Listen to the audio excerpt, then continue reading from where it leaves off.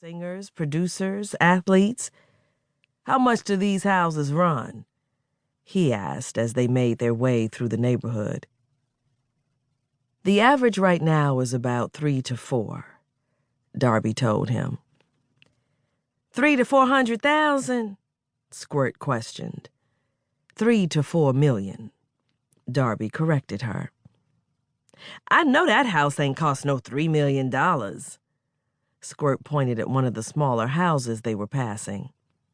Actually, that's the home of the man who owns all of the property in Harrington Point, Darby told them.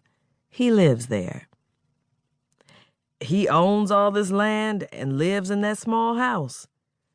He laughed. Darby looked over at the house they were referring to. It did seem small compared to the other houses in the point, but Darby didn't consider 5,300 square feet small.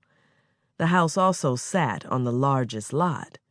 Rumor had it that the land belonged to the Harrington family for several hundred years and was passed down from generation to generation. It sat vacant for years, until finally the owner's great-great-grandson came forward and decided to have a vacation home built on the lake as a surprise wedding gift to his bride-to-be. The construction had just been complete when, sadly, his fiancée died unexpectedly in her sleep. For a while, they even suspected him of killing her, until they found that she died from natural causes. Shortly after her death, he decided to move into the home and develop the neighborhood. From what Darby understood, he was a multimillionaire 10 times over, but you would never be able to tell it. She continued down the streets until they arrived at the house for sale. She pulled into the circular driveway to the covered front entrance and parked. The house was Darby's favorite listing. It was one of the largest homes in the neighborhood and was her dream home. Every potential buyer to whom she had shown the house had also fallen in love with it. But so far, they all opted to have theirs custom built on the available lots. This place is huge, he gushed, hopping out of the truck. Darby didn't know which of their outfits fit the tightest, his skinny jeans and t-shirt or Squirt's sequined halter mini dress. She had to admit, despite his fashion choices, he was an extremely handsome young man, and he seemed to have a genuine heart, which was why she tried to give him sound real estate advice and direction. She also wanted to tell him that he may want to hold off on giving Squirt his last name, but she felt that would be overstepping. It's 10,000 square feet, Darby told him. 6 bedrooms, 6 bathrooms, and 10 fireplaces. Damn, he said, taking off his sunglasses. Darby opened the door and he followed her inside.